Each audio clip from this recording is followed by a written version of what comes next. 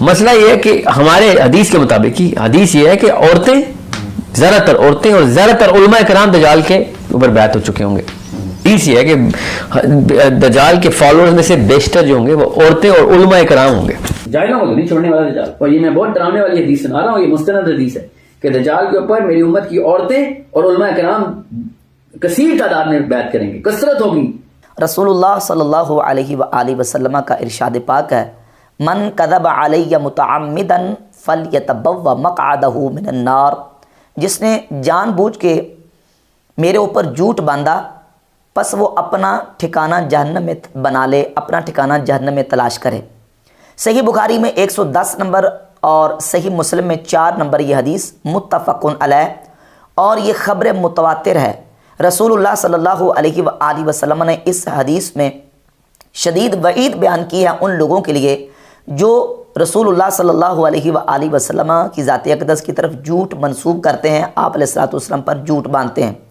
ایک طبقہ اس وقت سوشل میڈیا پہ موجود ہے جن کا دن رات کا کام یہ ہے کہ کسی طریقے سے عوام کو علماء سے بدظن کر کے, علماء کی نفرت دلا کے, علماء کی جگہ خود لے لی جائے اور دنیا کا منصب بھی سنبھال لیا جائے اور دین کا جو منصب ہے وہ بھی سنبھال لیا جائے. اب وہ ایڑی چوٹی کا زور لگاتے ہیں کہ کسی طریقے سے عوام کو علماء سے بدظن اور متنفر کیا جائے. ایک نام نہاد موٹیویشنل اسپیکر جس کا دن رات کا کام یہ ہے, جس کا ہر دوسرا تیسرا بیان یہ ہوتا ہے کہ علماء آپ کو یہ حدیث بیان نہیں کریں گے, علماء یہ حدیث آپ کو نہیں سنائیں گے. پتہ نہیں علماء یہ حدیث لوگوں کے سامنے کیوں بیان نہیں کرتے. اب میں اس پر بھی انشاءاللہ بات کروں گا کہ علماء حدیث کیوں بیان نہیں کرتے. اور یہ جو موٹیویشنل اسپیکر ہے اس نے یہ دعویٰ کیا ہے اور رسول اللہ صلی اللہ علیہ وسلم کی ذات اقدس پر جھوٹ باندھا ہے اور یہ کہا ہے کہ جب دجال آئے گا تو حدیث پہ موجود ہے کہ سب سے پہلے دجال کی سب سے زیادہ پیروی اور بیعت علماء کریں گے, علماء اور عورتیں کریں گی. اور علماء کا بالخصوص اس نے نام لیا کہ دجال کی سب سے زیادہ پیروی اور اس کی بیعت جو ہے وہ علماء کریں گے. ذخیرہ حدیث میں سے کوئی ایسی صحیح سند کے ساتھ حدیث موجود نہیں ہے. یہ موٹیویشنل اسپیکر نے رسول اللہ صلی اللہ علیہ وسلم کی ذات اقدس پر جھوٹ باندھا ہے, اور یہ جھوٹ باندھا ہے عوام کو, سیدھے سادے مسلمانوں کو علماء سے متنفر کرنے کے لیے اور علماء سے بدظن کرنے کے لیے. ایک تو نبی کریم علیہ الصلوۃ والسلام کی یہ حدیث وعید بیان کرتی ہے کہ جس نے رسول اللہ صلی اللہ علیہ وآلہ وسلم پر جھوٹ باندھا وہ اپنا ٹھکانہ جہنم میں بنا لے. اور صحیح مسلم میں حدیث نمبر 16 ہے, نبی کریم علیہ الصلوۃ والسلام نے فرمایا یکون فی آخر الزمان دجالون کذابون یاتونکم من الاحادیث, آخر زمانے میں ایسے دجال کذاب لوگ آئیں گے جو تمہارے سامنے ایسی احادیث بیان کریں گے بما لم تسمعوا انتم ولا آباؤکم, وہ احادیث تم نے اور تمہارے آباء و اجداد نے سنی تک نہیں ہوں گی. جب ایسے لوگ آئیں جو تمہارے سامنے ایسی احادیث بیان کریں جو تم نے اور تمہارے آباء و اجداد نے سنی تک نہیں ہوں گی, تو فرمایا ایاکم و ایاہم, ان سے بچ کے رہو, ان سے دور رہو, ان سے الگ رہو. لا یضلونکم ولا یفتنونکم, کہیں وہ تمہیں گمراہ نہ کر دیں, کہیں وہ تمہیں فتنے میں مبتلا نہ کر دیں. یہ ہیں وہ لوگ جن کے بارے میں رسول اللہ صلی اللہ علیہ وآلہ وسلم نے پہلے سے خبر دے دی کہ ایسے لوگ آئیں گے جھوٹی حدیثیں بنا بنا کے میری طرف منسوب کریں گے. اور اس کا واضح مطلب یہ ہے کہ یا تو احادیث ایسی جھوٹی بنا کے پیش کریں گے, بیان کریں گے, یا یہ کہ احادیث بیان کر کے اس میں تعریف معنوی کا ارتکاب کریں گے. تو دونوں مجرم ہیں. اب رسول اللہ صلی اللہ علیہ وسلم کی ذات اقدس کی طرف حدیث منسوب کر دی اس موٹیویشنل اسپیکر نے کہ علماء جو ہے وہ دجال کے سب سے زیادہ پیروکار بنیں گے اور سب سے زیادہ دجال کی بیعت کریں گے. تو اب یہ حدیث دنیا کائنات کے کسی ذخیرہ حدیث کے اندر موجود ہے نہیں ہے. پھر اسی موٹیویشنل اسپیکر نے ایک پوڈ کاسٹ کے دوران ایک اور روایت بیان کی اور کہا کہ یہ حدیث پتہ نہیں علماء کیوں بیان نہیں کرتے کہ دجال جو ہے وہ پھدک کے آسمان کی طرف جا رہا ہے, زمین سے باؤنس ہو رہا ہے اور اس کو ویڈیو میں جکڑا ہوا ہے اور پھر اس کو نیچے لا جاتا ہے اور باؤنس ہو کے وہ آسمان کی طرف جا رہا ہے زنجیروں سے. اور حدیث وہ والی پتہ نہیں کیوں نہیں بتائی جاتی جو کہ صحیح حدیث ہے, زیادہ صحیح ہوئے حدیث ہے کہ دجال خالی باندھا نہیں ہوا, وہ پھدک کے آسمان پہ جا رہا ہے اور کوئی فورس ایسی ہے جو اس کو واپس زمین پہ کھینچتی ہے, باؤنس ہو رہا ہے, آسمان میں لگ رہا ہے پھر واپس آ رہا ہے. صحیح حدیث ہے جی جی بالکل بالکل بالکل 100% مستند حدیث ہے, ہر طریقے سے متفق علیہ ہے. حالانکہ یہ حدیث کی ایک اصطلاح ہے متفق علیہ, متفق علیہ یعنی جس پر اتفاق کیا گیا ہے, اور یہ اصطلاح وہاں استعمال کی جاتی ہے جہاں جس حدیث پر امام بخاری اور امام مسلم دونوں متفق ہوں، یعنی دونوں نے اتفاق کر لیا ہو، بخاری مسلم میں حدیث آئی ہو، اس کو کہتے ہیں متفق علیہ۔ یہ علماء کی جگہ لینا چاہتے ہیں، اور پھر علماء سے متنفر و بدظن کرنے کے پیچھے ان کے سازش اور پلاننگ ہے وہ بھی یہی ہے کہ تاکہ ہم عوام کو علماء سے بدظن کریں، متنفر کریں، دور کریں، اور ان کی جگہ ہم خود لے لیں، اور پھر یہ دعویٰ کریں گے کہ علماء پتہ نہیں یہ حدیث کیوں نہیں بیان کرتے۔ یہ حدیث آپ کو علماء نہیں بتائیں گے۔ بھائی علماء کیوں نہیں بتائیں گے؟ علماء کی کیا اس میں غرض پوشیدہ ہے کہ علماء کسی حدیث کو بیان نہیں کریں گے؟ اگر کوئی عالم کسی حدیث کو بیان نہیں کرتا تو دیکھیں، حدیث دین ہے، یہ علم ہے، اور علم کی بات، دین کی بات، اس کے بیان کرنے کے ہمارے دین نے تقاضے رکھے ہیں۔ جو دین کا عالم ہے، باقاعدہ دین کو جس نے پڑھا ہے، دین کے تقاضوں کو سمجھتا ہے، تو وہ یہ بات بھی جانتا ہے کہ دین کی منشا اور مراد کیا ہے، دین کی کون سی بات کہاں کرنی ہے اور کہاں نہیں کرنی۔ اس لیے امام بخاری رحمۃ اللہ علیہ نے صحیح بخاری میں حدیث نمبر 126 کے اوپر اور 127 کے اوپر، 127 کے اوپر یہ عنوان قائم کیا ہے، باب من خص بالعلم قوما دون قوم کراہیت اللہ یفہموا۔ علم دینے کے لیے ایک قوم کو خاص کر لینا دوسری قوم کو چھوڑ کر، کہ ایک قوم کو علم دینا ہے اور دوسری قوم کو علم کی بات، یہ علم کی بات نہیں بتانی، کراہیت اللہ یفہموا، اس بات کو ناپسند کرتے ہوئے کہ وہ اس کو سمجھ نہیں سکیں گے، وہ اس کی مراد تک، منشا تک نہیں جا سکیں گے، لہذا یہ بات ان کے سامنے بیان نہیں کرنی۔ اور اس کے تحت امام بخاری رحمۃ اللہ علیہ مولا علی رضی اللہ تعالیٰ عنہ کا فرمان لے کے حدیث نمبر 127 صحیح بخاری کی، حدث الناس بما یعرفون، مولا علی فرماتے ہیں لوگوں کے سامنے وہ حدیث بیان کرو جس کو وہ سمجھ سکتے ہیں، بما یعرفون اے یفہمون۔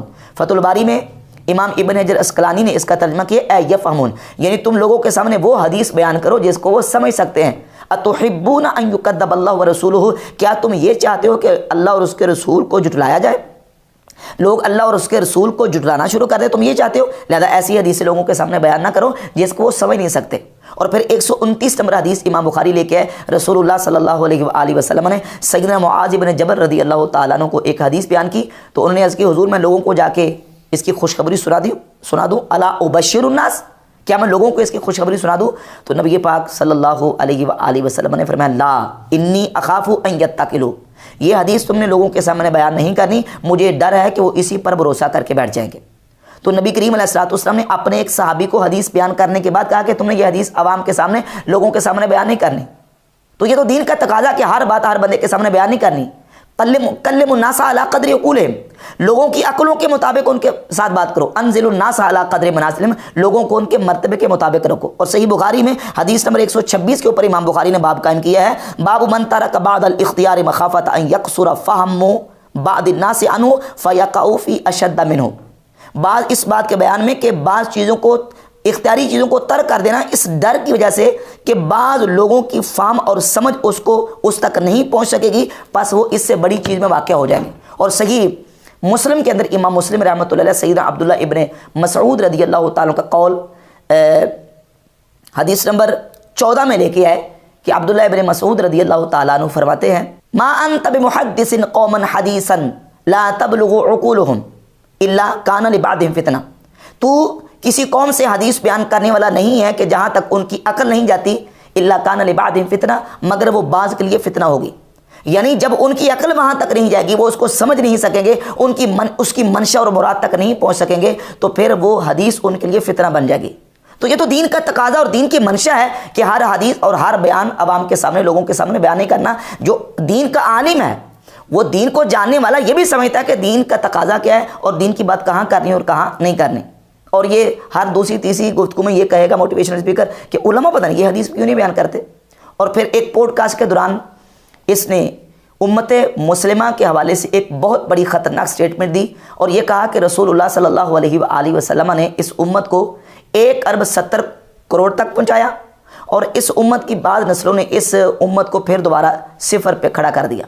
یہ اس لیے میں آپ کو بتا رہا ہوں، نبی اسلام نے 0 سے اسلام 1 ارب 70 کروڑ کیا، اور ہماری کچھ نسلوں نے 1 ارب 70 کروڑ سے اسلام 0 پہ کر دیا۔ تو اسلام کو اگر ریسیٹ کر دیا آپ نے تو ٹھیک ہے، میں لیٹس سٹارٹ ود دوبارہ صفر پہ لے آئے۔ اور اس وقت تو کہتا کہ کوئی مومن ہی نہیں ہے۔ جب جاہلیہ کا پورا دور ہے تو اکیلے کی ویلیو اربوں کی ویلیو جتنی ہوتی ہے۔ اگر سارے ہی مومنین ہوں تو پھر تو میں ایک بھی غلطی کروں گا نا تو میری بچت نہیں ہے۔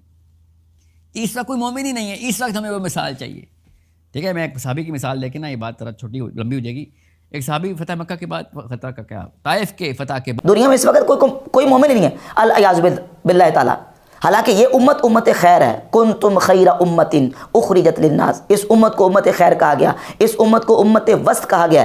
یہ امت جو ہے یہ آخری امت ہے, یہ افضل ترین امت ہے, اور یہ امت قیامت تک جائے گی.